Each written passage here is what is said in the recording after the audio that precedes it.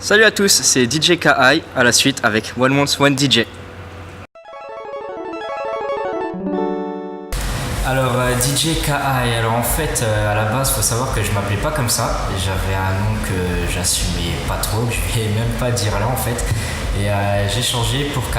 En fait comment j'ai trouvé KI, je l'ai changé phonétiquement en fait, du coup j'ai pris l'inverse à chaque fois des mots et tout, et ça a donné ce que ça a donné maintenant, DJ KI. Et ça fait environ 5-6 ans que je mixe maintenant, mais plus sérieusement 1 an, 2 ans. Alors ma culture musicale, alors en fait j'ai été élevé à rock pop progressif, donc mon père qui écoutait déjà beaucoup de musique. Sinon en boîte je mixe vraiment hip hop et électro, comme je l'ai dit avant, et assez général aussi. Et chez moi j'écoute aussi hip hop, trap, vraiment très général comme musique aussi, donc rock pop progressif, des classiques rock aussi, donc des années 80 et voilà, un peu la radio pour voir ce qui se fait actuellement, pour être à la page aussi, très important. Sinon très ouvert d'esprit musicalement. Voilà. Je suis sur platine vinyle, j'ai deux Technics MK2 1210. Table de mix, j'ai une Numark X5, une table double voix pour le scratch, une battle mix. Sinon je suis vraiment friand de pas mal d'accessoires de DJ en fait. Donc j'ai un launchpad qui permet de refaire des musiques en live, mettre des samples dessus. J'utilise des dicers aussi, donc tout ce qui est point Q, boucle, et même mapper des effets, donc j'ai mes effets directement dessus. En fait c'est de famille, j'ai mon grand frère, donc big up à lui, DJ K-Waste, qui m'a donné envie de mixer, et avant qu'il commence en boîte d'ailleurs. En fait quand il partait en soirée, moi à chaque fois j'allais sur son ordi et je lui piquais toutes ses musiques, très gentil, et je m'amusais dans mon coin à mixer, c'était sur Virtual DJ, j'ai même pas commencé sur du vrai matériel, et après j'ai commencé à faire des petits soirs entre amis, on m'a dit que c'était pas mal, j'ai commencé à acheter mon premier matériel, j'étais sur contrôleur, je suis même pas un vrai DJ vinyle, je crois que je vais me faire des ennemis. Le vinyle est venu après, j'ai commencé sur contrôleur, un petit truc en plastique, et au fur et à mesure des années j'ai commencé à évoluer, à faire de plus en plus de soirées, des mariages, même des soirées officielles de la ville de Metz, donc des tournois de foot, basketball et plein d'événements sportifs, et je suis arrivé en boîte. C'est un peu un tic spécial en fait. J'ai tendance à me baisser quand je suis vraiment à fond dedans. J'ai l'impression déjà que je suis petit. On voit pas derrière les platines en fait. Et j'avais pendant un moment un tic assez spécial aussi. C'est qu'en début de soirée, je venais à chaque fois, j'étais en blouson ou en pull. Et chaque fois, dès que j'étais motivé, j'enlevais mon blouson ou mon pull. Et il y a quelques personnes qui avaient maintenant pris l'habitude de me dire ouais, il a enlevé son pull, c'est bon, la soirée elle commence. Et maintenant je l'ai perdu celui-là. Maintenant c'est vraiment quand je suis motivé, j'ai l'impression, tendance à me baisser vraiment, je sais pas pourquoi. Les fois où j'étais clubbeur, j'ai été très peu de fois clubbeur en fait, mais les fois où j'ai jamais eu de grosses surprises, à part quelques fois des DJ qui, on va dire, boivent un peu trop et savent plus trop ce qu'ils font. Ça arrive à tout le monde, mais un peu dans l'excès, je pense moins. Sinon, non, toujours, c'était toujours des DJ que je connais, qu'on s'apprécie entre nous, on va même s'inspirer entre nous, on se pique nos trucs entre nous, c'est de bonne guerre. Et voilà, toujours de l'ambiance que j'aime bien moi avoir de DJ, c'est vraiment la présence avec le public, toujours de l'animation, des bonnes idées. Toujours dans les temps, quelquefois des DJ, décalage, pas trop comme il faut, mais bon, on va dire que ça arrive à tout le monde, même plus à moi qu'à d'autres. Sinon, une fois, je crois que j'ai eu une mauvaise surprise avec un DJ qui a été remplacé d'ailleurs au bout d'1 heure, je crois même pas, il a pas fait long feu. Et vraiment, pour le coup, vraiment pas dans les temps, des décalages qui s'entendaient et il avait un peu trop bu, on va dire. Donc voilà, les effets de l'alcool sur les DJ en fait de nos jours. Donc buvez avec modération, on va dire, surtout en soirée. Alors être le plus jeune DJ du coin, effectivement j'ai commencé, j'avais 17 ans en boîte et j'étais le seul mineur à être en boîte en fait en DJ. Et le plus dur que j'ai vécu, je pense, c'est vraiment le fait de se faire respecter des autres DJ et des patrons aussi. parce que voilà, je suis jeune, je suis tout nouveau, j'ai beaucoup de choses à apprendre, même encore maintenant j'ai beaucoup de choses à apprendre. Donc voilà, se faire respecter quand on est jeune, c'est pas vraiment facile. Donc heureusement on me disait que j'étais assez doué en fait dans la musique que je faisais, donc c'est vraiment beaucoup de commentaires agréables et vraiment surpris. J'ai vraiment eu du mal à réaliser ça en fait, du fait qu'on me demandait en boîte à faire des soirées et tout. Donc ça me faisait d'un côté me faire respecter des autres DJ. Et sinon on me disait toujours ouais, je suis le petit nouveau, faut pas l'embêter celui-là. J'étais un peu le protégé, le petit protégé de tout le monde, on va dire, du monde de la nuit, de l'Est d'ici, de la Lorraine. Voilà. Alors la fin de 2013, ouais, 2013 m'a apporté déjà beaucoup de choses.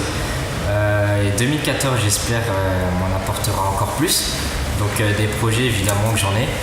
Donc on va le dévoiler ici. Donc pour 2014 en fait je serai en podcast, j'aurai mon podcast à moi sur iTunes. Donc des podcasts réguliers, ça sera des live sets donc sur iTunes tous les mois que vous pouvez retrouver. Donc vous taperez DJ KI sur iTunes et vous retrouvez des lives. Ça sera des lives assez courts en fait, donc 30 minutes maximum. Et les podcasts s'appelleront Bedroom Live Set. Donc c'est des podcasts que je fais dans ma chambre, des lives pour m'amuser. Donc vraiment le jeune qui fait un mix entre ses devoirs et en allant à la douche, avant de manger et tout. Vraiment que du freestyle et j'espère que les gens apprécieront ça. Donc 2014, je serai sur iTunes. Alors, dingue de fringues, je suis un acheteur compulsif de vêtements en fait, que ce soit t-shirt, pantalon, bonnet, chaussures, enfin voilà, j'ai une armoire en dépassé où je sais plus où les mettre et je galère à trouver quelle tenue mettre quel soir en boîte et tout et pour moi c'est super important en fait la tenue d'un DJ, surtout parce que pourquoi en fait le DJ il est au milieu de tout le monde on va dire, c'est lui qui va donner un peu l'image de la boîte. Donc pour moi, une tenue de DJ en fait, elle doit vraiment être assez originale. Donc je respecte pas mal les DJ qui sont habillés vraiment original, on va dire. Ceux qui vont pas hésiter à mettre la couleur ou même dans les marques et tout, un peu, même dans les délires vraiment qui partent loin, perché et tout, vraiment ça j'aime bien. Et contrairement aux DJ qui vont s'habiller vraiment à l'arrache, ça je trouve ça donne une mauvaise image. Donc l'image très important chez le DJ, vraiment pas mal de DJ en ont conscience, contrairement à d'autres qui vont laisser l'image de côté, l'image personnelle de soi-même. Alors pour ce 4e épisode, je vais vous expliquer comment faire une transition en scratch tout en respectant la règle des 8 ans. Donc en fait la règle des 8 ans c'est quoi ? C'est tout simplement que dans une musique on a des règles, c'est-à-dire un nombre de temps dans une musique. Donc c'est-à-dire qu'on va avoir 1, 2, 3, 4, 1, 2, 3, 4. Tous ces temps vont former le BPM de la musique, c'est-à-dire la vitesse. Donc là pour le coup, je vais vous montrer une transition en respectant cette règle, donc sur 103 BPM. Donc pour en revenir à cette règle, donc sur une musique, par exemple les couplets ou les refrains, il faut en général 16 temps. Donc comment savoir à quel moment couper une musique, c'est très important. On va compter dans notre tête, c'est-à-dire on va faire 1, 2, 3 jusqu'à 16. Et en fait, il faut couper la musique au 16e temps. C'est-à-dire on va préférer couper la musique à la fin d'un refrain. Donc la fin de refrain sera notre 16e temps. Donc je vais vous montrer en musique comment ça donne.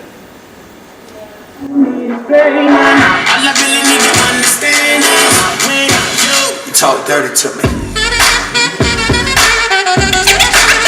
Talk dirty to me. Talk dirty to me.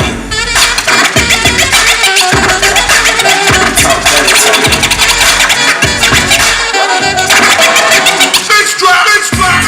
Out, out, out, out, out, out. You got $100 bill, get your hands up. You got a $50 bill, get your hands up.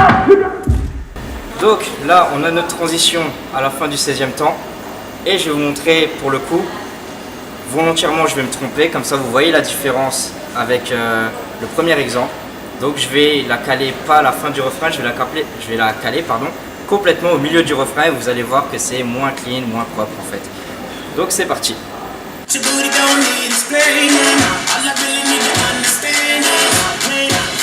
Talk dirty to me. Talk dirty to me.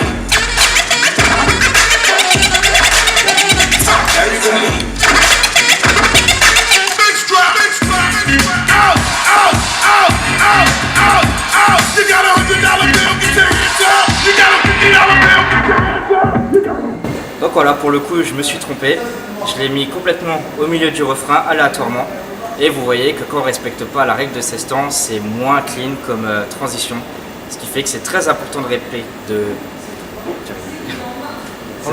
c'est très important de respecter cette règle des 16 temps.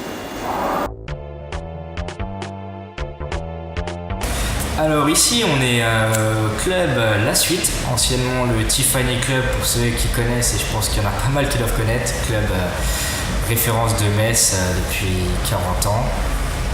Donc pourquoi ici? C'est une histoire de famille en fait, on va dire.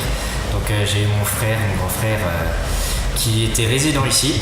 Donc le patron en fait a entendu parler de moi, il m'a fait faire un essai ici. Et il m'a dit ouais vas-y je te prends en résidence, donc je suis resté, ça fait 1 an maintenant. Donc ce soir on fête justement mes 1 an dans le monde de la nuit et 1 an ici. Très grosse expérience ici qui m'a apporté beaucoup de choses, le Tiffany Club et encore maintenant La Suite. Donc voilà, pour moi c'est une boîte que j'apprécie, niveau clientèle aussi, niveau staff, et parce qu'on est au centre-ville et voilà, c'est vraiment une boîte de la musique, je peux jouer ce que je veux. On est vraiment perché au niveau musique, c'est le cas de le dire, et clientèle vraiment très agréable et vraiment une clientèle cool, voilà. Alors mes dates, mon agenda, donc vous pouvez me retrouver à peu près tous les week-ends, vendredi et samedi, ici à La Suite à Metz, donc je suis résident ici, et 3-4 fois par mois au Luxembourg, au Seven Club, donc je suis résident aussi là-bas, au Seven Club à Futz, à l'entrée de Luxembourg, donc qui est pour moi le plus gros club hip-hop du Luxembourg, donc Seven Club. Et 1 fois par mois au Life Bar, donc à Rive de Clausen, donc en plein centre-ville du Luxembourg, qui est un bar très coté et assez général, donc c'est jusqu'à 3h du matin, un bar très sympa. Alors le mot de la fin, donc dédicace à l'équipe One Month One DJ déjà, donc dédicace à la personne qui est derrière la caméra qui sourit aussi, donc pour m'avoir fait cette interview, grand privilège on va dire, et dédicace donc au staff de La Suite, aux boîtes que j'ai dit, Seven Club, Life Bar et tout, et tous ceux qui se reconnaîtront, mon grand frère DJ KYS, et donc n'oubliez pas, vous pouvez me retrouver sur Facebook DJ KI, le Facebook One Month One DJ, le Twitter aussi, DJ KI, One Month One DJ. Et donc à bientôt pour de nouvelles aventures.